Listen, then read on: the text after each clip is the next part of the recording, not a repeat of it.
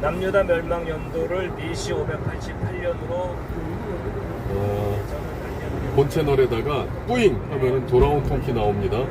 아군 스파이 하면은 자유연대 베타 나오고 한 대표님 아니면 한각기 아니면 또 뭐 있지? 다른 분들도 마찬가지예요. 그런 식으로 하면 됩니다. 통키님 들어왔네. 이쪽에 뿌잉. 기다려요. 문장보호 썼나요? 안 썼나요? 아무것도 안 썼을 거예요. 바로 나이트봇이 헛! 나와라! 오케이! 이겁니다. 자, 돌아온 통키가 나옵니다. 자, 이런 거예요. 알고 있어요. 그냥 알고 있으면 돼요. 한각키 써보세요. 딱 저기 문장보호 쓰지 말고 한각키. 그들이 이제 성전을 완공하게 됩니다. 알고만 있으면 돼요. 그래서 결국 성전이 완공된 연도가 BC 516년입니다. 이때 완공된 성전을 제2성전이라고 부르죠. 정상적으로 어린 왕자가 나와야 돼요. 나왔죠? 그겁니다. 그랬다고 합니다. 이제 포로에서 돌아와서 다시 세운 성전이 제2성전이고 보통 수룹바벨 성전이라고 합니다. 그때 당시 지도자의 이름이죠.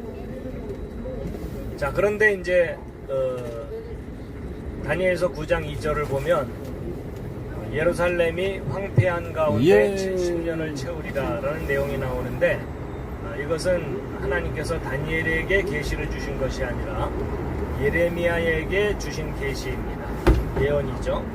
그래서 예루살렘이 황폐한 가운데 70년을 지내고 나서 회복될 것이다 라는 말씀이 있습니다.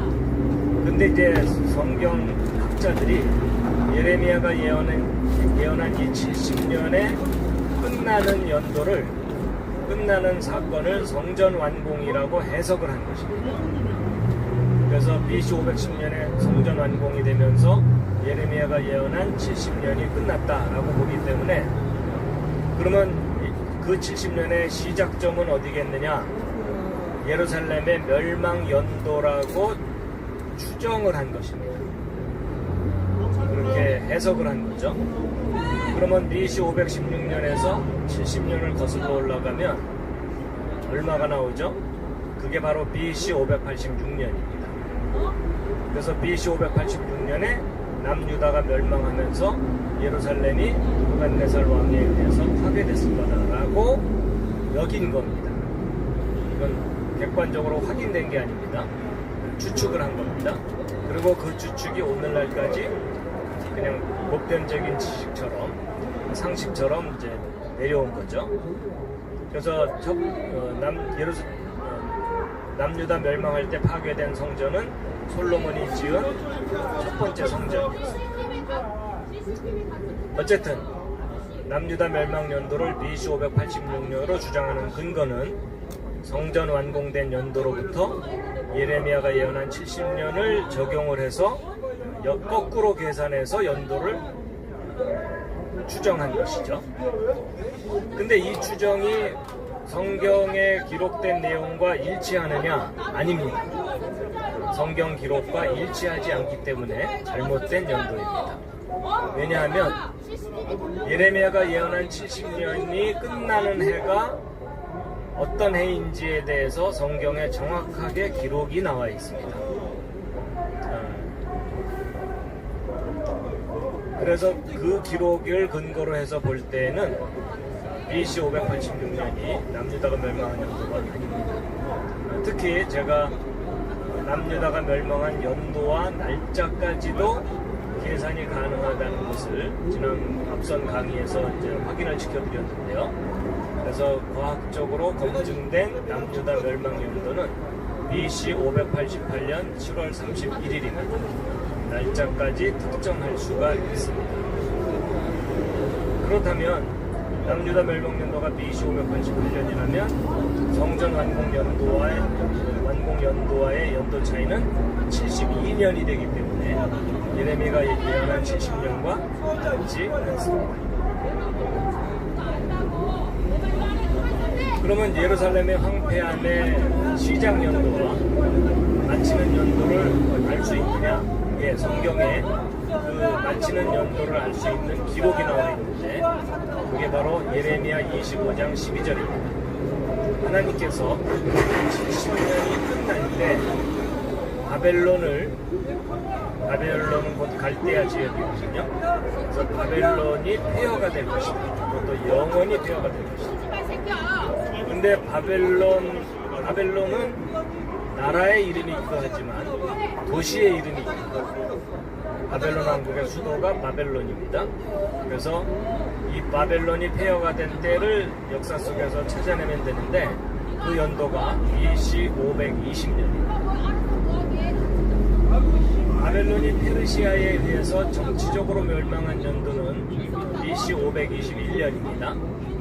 그렇지만 바벨론이라는 도시를 그대로 유지해서 두면은 그걸 근거로 바벨론 사람들이 반란을 일으킬 수가 있기 때문에 정치적으로 멸망시킨 후 1년 후에 바벨론이 군대를 이끌고 와서 바벨론이라는 도시, 바벨론 왕국의 수도를 완전히 폐허를 만들어버립니다.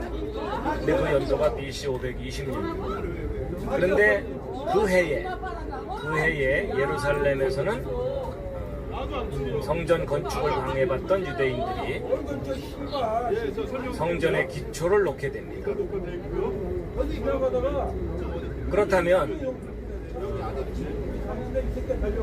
예레미야가 예언한 70년의 그 종착점이 BC 520년이 분명한데 예레미야 25장에 있는 말씀을 근거로 했습니다. 그러면 그로부터 70년을 거슬러 올라가면 예루살렘이 황폐하기 시작한 그 연도가 아주 쉽게 계산이 됩니다. 그 연도는 BC 590년입니다. 그럼 BC 590년이 예루살렘이 황폐하게 된 시작점이라는 근거가 무엇이냐?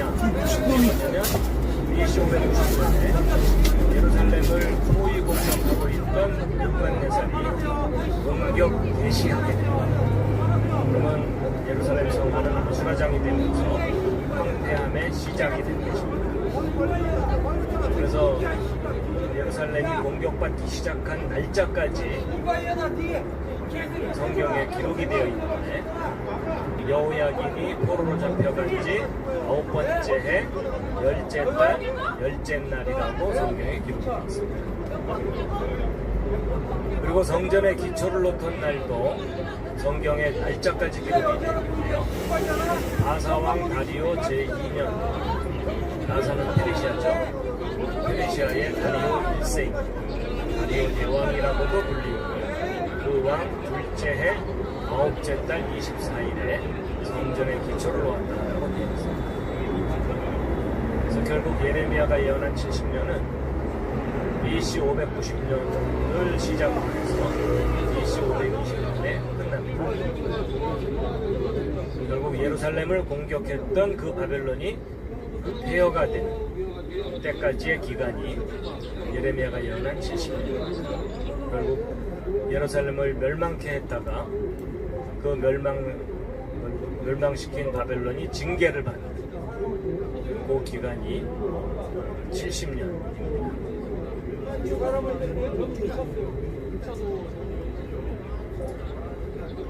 그래서 예레미야가 예언한 그 70년은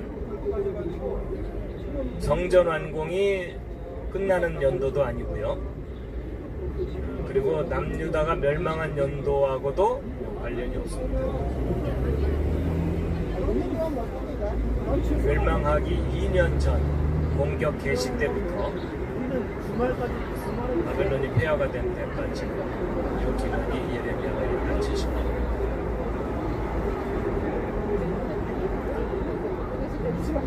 그래서 다니엘서 1장 1절은 유다왕 여호야김의 통치의 3년이 아니라 통치받은 지 3년.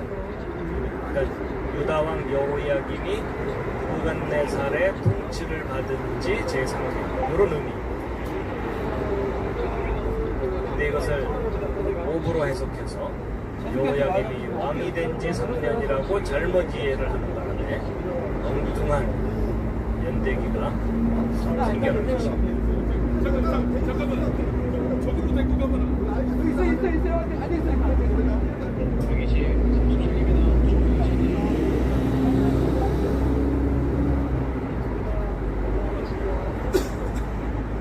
작은 실수가 너무나 큰 오차를 일으킨 것이죠. 그래서 이제 모든 오류들, 잘못된 것들을 싹 제거하고 나면 정확한 연대기와 정확한 사실만 남습니다. 네, 요 장면이 이제 정답입니다. 정확하게 정리하고 났더니 너무나 깔끔하게 해결이 되죠. 예, 그동안 전치사 하나 잘못 해석하는 바람에 연대기가 정확하지도 않고 너덜너덜했었습니다.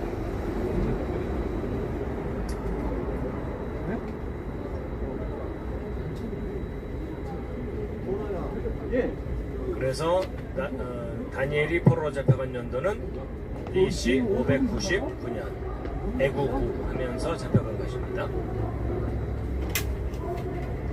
그러니까 전 세계 모든 자료에 다니엘이 포로로 잡혀간 연도가 BC 605년이다. 이 내용은 완전히 틀린 내용입니다. 근데 참 안타까운 것은 전 세계 모든 자료가 BC 605년으로 사람들에게 알려주고 있기 때문에 무심코 공부하는 사람들은 저 연도를 믿을 수밖에 없다는 거죠. 근데 저 연도를 믿고 나서 나머지 연도들을 검토를 하면 뒤죽박죽이거든요. 그러니까 결국 사람들이 성경에 나온 숫자들은 정확하지가 않구나 라고 하면서 성경에 대한 신뢰를 잃어버립니다. 너무나 안타까운 일입니다.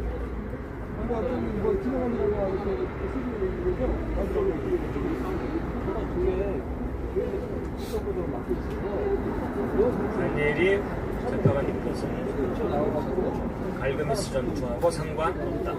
직접적인 상관이 없다.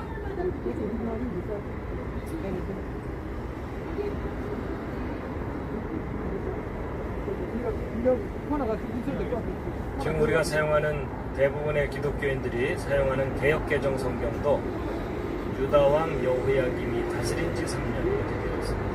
안타깝게도 틀린 번역을 하고 있습니다.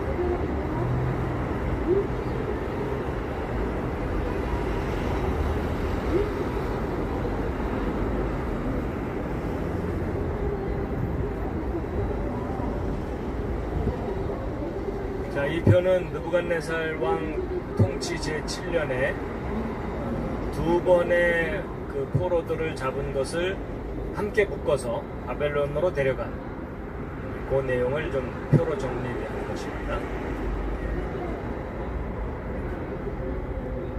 그래서 여호야김 망하게 하고 잡아갔다가 다시 와서 또 잡아가고 이런 게 아니라 원정을 왔기 때문에 포로들을 잡아서 한 곳에 두고 또 다시 잡아가서 또 함께 묶어서 데리고 갔다 이렇게 보시면 되겠습니다. 그래서 여호야김 이송 때는 에스겔과 다니엘을 잡아가고 여호야김 망하게 할 때는 그다음에 여호야김 포로로 잡아갈 때는 느헤미야, 모르드게, 에스더가 잡혀갔을 것이다 라고 보고 있습니다.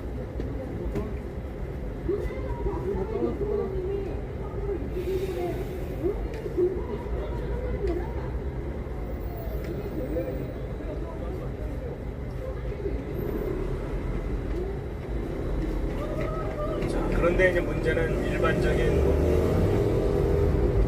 다니엘서에 대한 다니엘이 포로로 잡혀간 것에 대한 남유다 멸망에 관한 그런 사건의 주석들, 성경 관련 주석들에는 연대기 오류가 아주 심각합니다. 그래서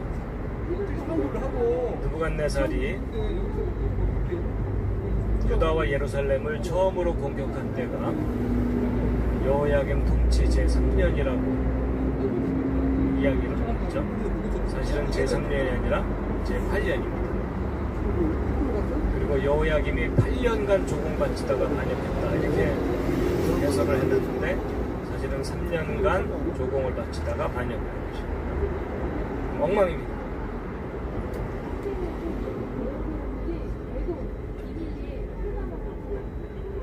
그죠? 3년간 바쳤다고 돼 있죠. 근데 이제 왜냐하면 여호야김이 왕이 된 지 3년이라고 잘못 해석하는 바람에 요때부터 망할 때까지 기간 동안 조공 바쳤다고 잘못 해석하는 거죠. 그렇죠. 이제 그러니까 첫 단추를 잘못 끼니까 이제 그 모순을 해결하기 위해서 두 번째 단추를 또 잘못한 거죠.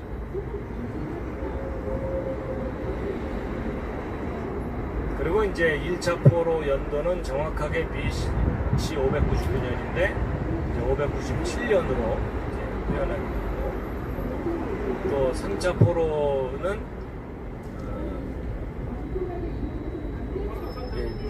BC 586년에 3차 포로라고 얘기를 하지만 사실 BC 588년에 2차 포로이고,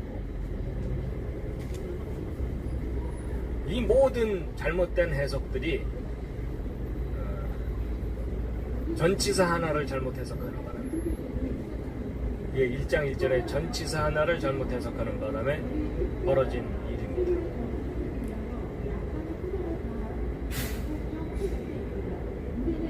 그런데 뭐 이런 잘못된 해석들이 너무나 많이 범람해 있기 때문에 많이 퍼져 있고 성경학자들의 저서 속에도 그렇게 되어 있으니까 지금 그냥 완전한 혼란입니다.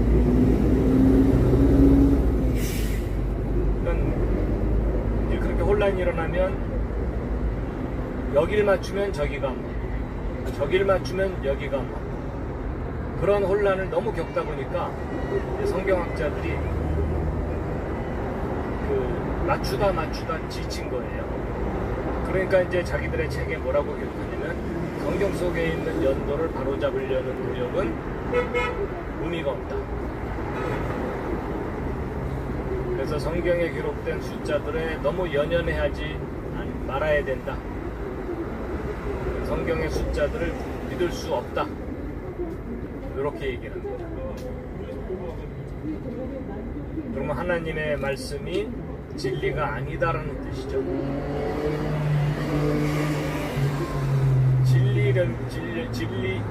진리이려면 수학적으로도, 그리고 가장 객관적인 것이 숫자거든요. 가장 객관적인 숫자가 틀렸다는 얘기는 진리가 아니라는 얘기입니다. 그러니까 성경을 부분적인 진리로만 받아들이려는 그런 잘못된 자세인 거죠. 본인들이 실수한 것을 모르고 성경이 틀렸다고 생각합니다. 성경은 틀리지 않습니다. 잘못 해석하고 잘못 이해를 한 것이 문제인 거죠.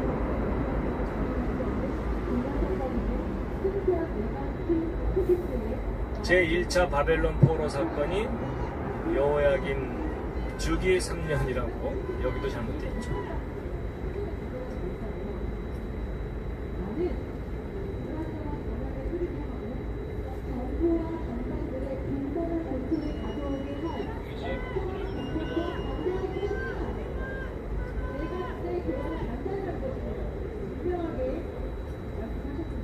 자, 그래서 다니엘서 1장에 전치사 하나 잘못 해석하는 바람에 엄청난 혼란이 빚어진 그 내용을 바로잡은 그런 내용을 여러분과 제가 지금 공부를 했습니다.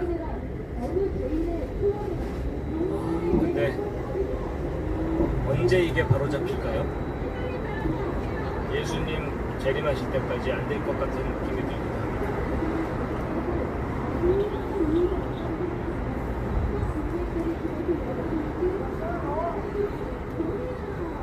어쨌든 이제 여호야김 망할 때 성전에 있던 많은 중요한 것들이 바벨론으로 약탈이 돼서 옮겨가게 됩니다. 근데 그 사건은 이미 100년 전에 예언된 사건이었습니다. 히스기야 왕 때 히스기야가 실수를 하죠. 그래가지고 그 실수로 인해서 하나님께서 모든 보물들이 바벨론으로 약탈될 것이다 라는 내용이 이사야 선지자를 통해서 히스기야에게 전달이 됩니다. 근데 그 예언이 정확하게 100년 후에 이루어집니다.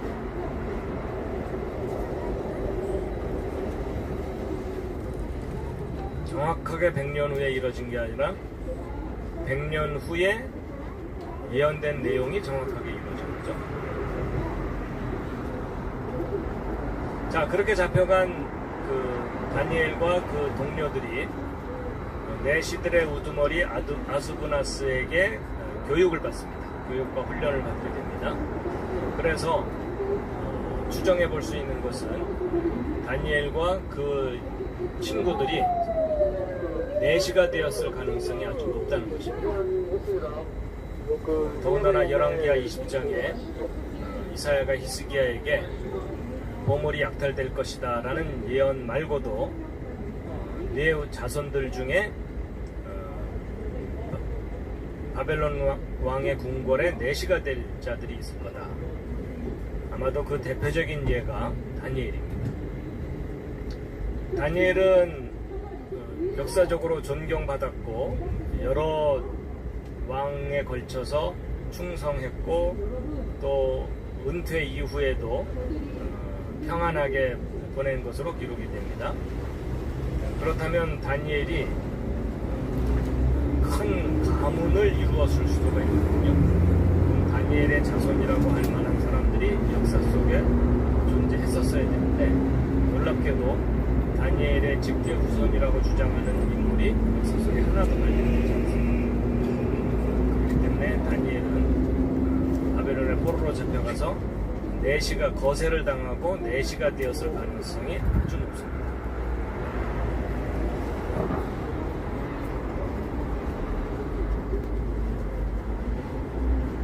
자, 그 다음 내용들은 이제 스토리이기 때문에 그렇게 어려운 내용들은 없습니다. 다니엘과 그 세 친구가 잡혀가서 개명을 하게 됐죠. 일본에서가 아니라 강제로 바벨론식 이름을 부여받습니다. 마치 일제시대 때에 한국 사람들의 이름을 일본식으로 바꾸는 걸 강요당했던 것처럼. 그래서 다니엘과 세 친구의 히브리식 이름이 바벨론식 이름으로 다 이렇게 바뀌게 됩니다. 그래서 하나님을 경외하는 것과 관련된 이름들이 우상숭배와 관련된 이름들로 바뀌는 것이죠.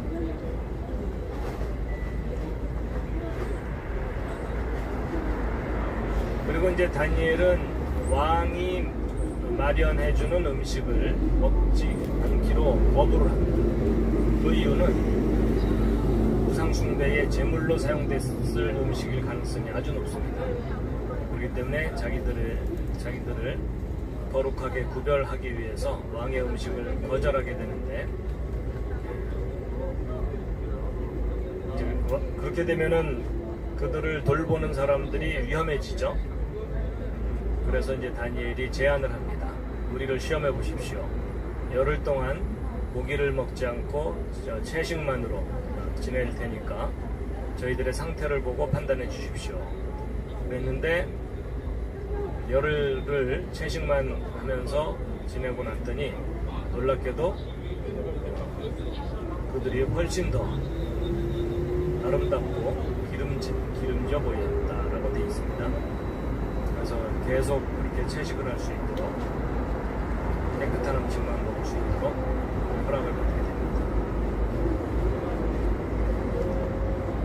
자, 3년 동안 아주 혹독한 훈련을 받아서 바벨론의 궁궐에서 섬길 수 있는 사람으로 훈련받고 난 다음에 최종 테스트를 왕 앞에서 하게 되는데, 놀랍게도 다니엘과 세 친구들의 지혜와 모든 지식이 바벨론의 모든 사람들보다도 10배나 나온다. 또 다니엘은 고레스 왕 원년까지 있으니라. 이 표현은 고레스 왕 원년까지 공직 생활을 하고 은퇴를 했다라고 볼 수가 있겠습니다. 그래서 다니엘이 BC 599년에 포로가 잡혀갔고 고레스 왕 원년은 정확하게 BC 551년입니다. 그 연도 차이가 48년이죠. 그래서 다니엘이 소년으로 잡혀갔다가 이제 노년이 되어서 모든 임무를 끝내고 은퇴를 했다, 이렇게 볼 수 있겠습니다. 예, 다니엘은 넷이었기 때문에 아마 수염이 거의 없거나 아예 없었을 가능성이 높습니다.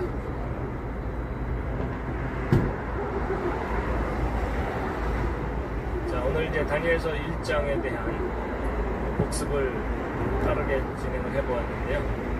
가장 중요한 요점은 다니엘서 1장 1절의 전치사 해석입니다. 사실 심각한 오류이죠. 다니엘서의 예언을 잘못 해석하게 만든 치명적인 오류입니다. 이게 잘못되면 그 뒤에 모든 내용과 매치가 안 됩니다. 그렇죠. 성경을 의심하게 만든 오류입니다.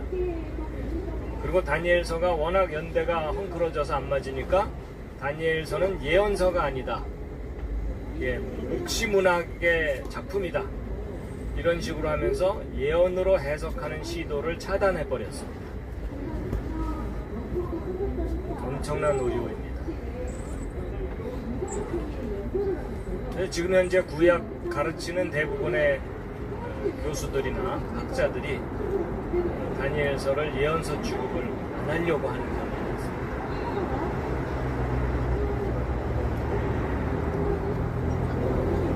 그러면서 이제 그 우리말로 예언이 한자로 이제 두 가지인데 맡길 예자를 쓰기도 하고 미리 예자를 쓰기도 합니다. 그래서 이제 다니엘서와 같은 내용을 예언서로 보지 않는 학자들은 일부러 맡길 예자를 강조합니다. 그래서 미리 예자를 가능한 한 부각시키려고 하지 않습니다. 그래서 굳이 애써서 미리 예자의 예언이 아니라 맡길 예자의 예언이다. 근데 이제 이런 거죠.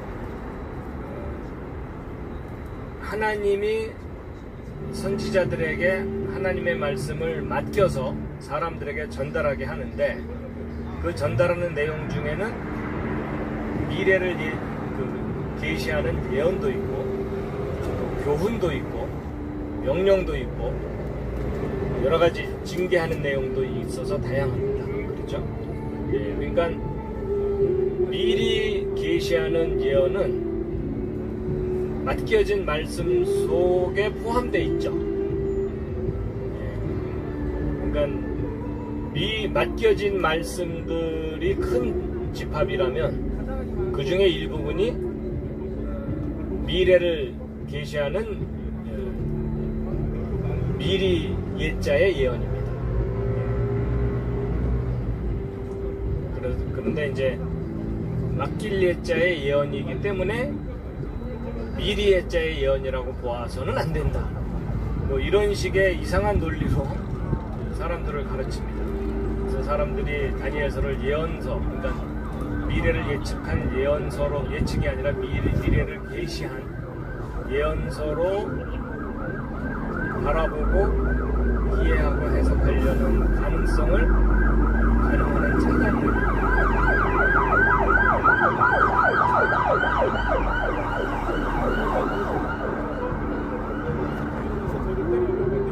자, 지금 이 내용을 들으시는 여러분들은 성경의 아주 중요한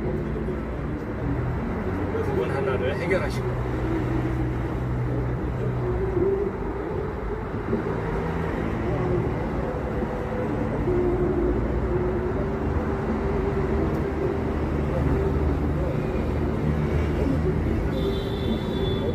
거듭 반복하지만 다니엘을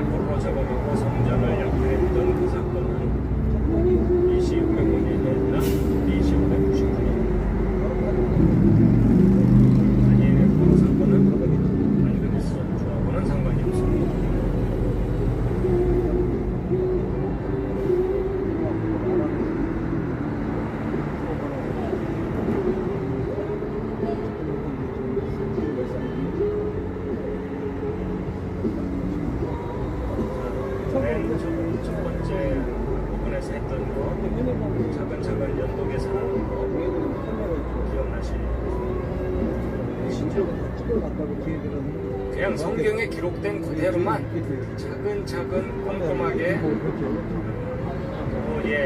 퍼즐을 맞추듯이 따라가기만 하면은 오류가 없습니다. 다 나옵니다. 그냥 간단한 산수만 잘해도 됩니다. 아니 신이라도 허락을 신들이 얼마나 사생활 욕심이 심하게 맞습니다.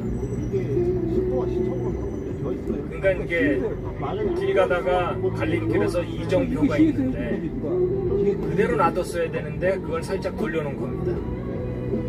그러니까 그 뒤따르던 모든 사람들이 엉뚱한 방향으로 간 거죠. 그리고 막 헤매는 거죠. 아이고 이쯤 되면 나와야 되는데 왜 안 나오나 이러면서 이렇게 쿠킹을 했는데 그럼 경상도로 가야 되는데 전라도로 가게 만들고 전라도로 가야 되는데 경상도로 가게 만들고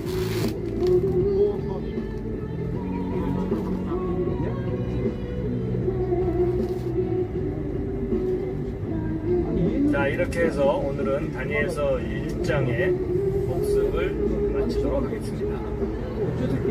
자 우리 그 유튜브를 통해 함께 하신 분들과 잠시 인사를 나누는 시간을 갖겠습니다.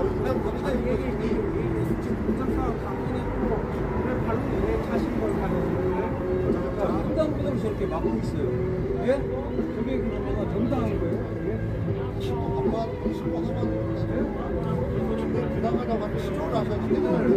아니 한 달 내내 아니 근데 이거는 본인이 마음에 안 든다고 그런다고 그거 차가나고 나는 화를 쳤어요. 일정상 말씀해주세요. 일정상 말씀해주세요. 사람을 이렇게 만드는데 저게 정당한 거예요? 왜 저한테 양쪽까지 돈 먹었지 정당한 거예요? 아니 돈 없어. 일정상을 말이 나오는 뭐라 이 병신아. 아이 하지 마세요. 저희 이쪽 이쪽 싸워 다 했으니까. 예, 튤립 신님 안양에서 함께 하셨고요. 논산에서 박영진님 반갑습니다. 안양에서 김희정님 반갑습니다. 광화문에서 아군 수파삼님 함께 하셨고 고경희님이 또 함께 하셨습니다. 또 전주에서 김남현님 함께 하셨고요. 이천에서 송선웅님 함께 하셨습니다. 신림동에서 김영수님, 울산에서 김정자님, 용인에서 오종택님, 또 죽전에서 김명수님 반갑습니다. 또 JUNL님 증평이라고 되어 있네요. 증평이면은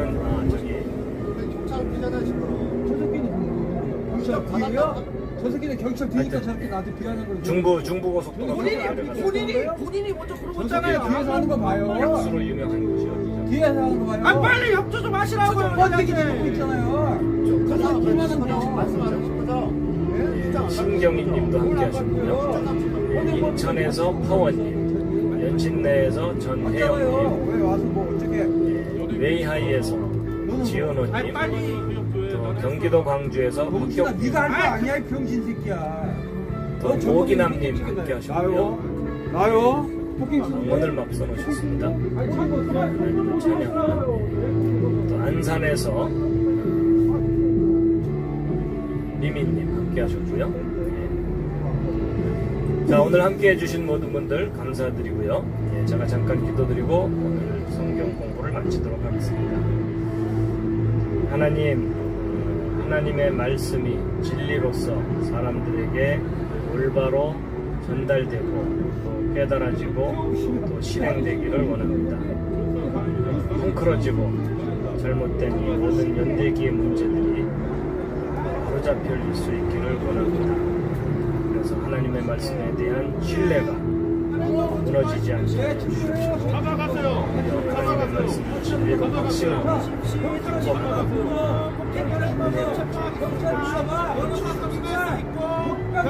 저희와 함께 하시는 예수님의 이름으로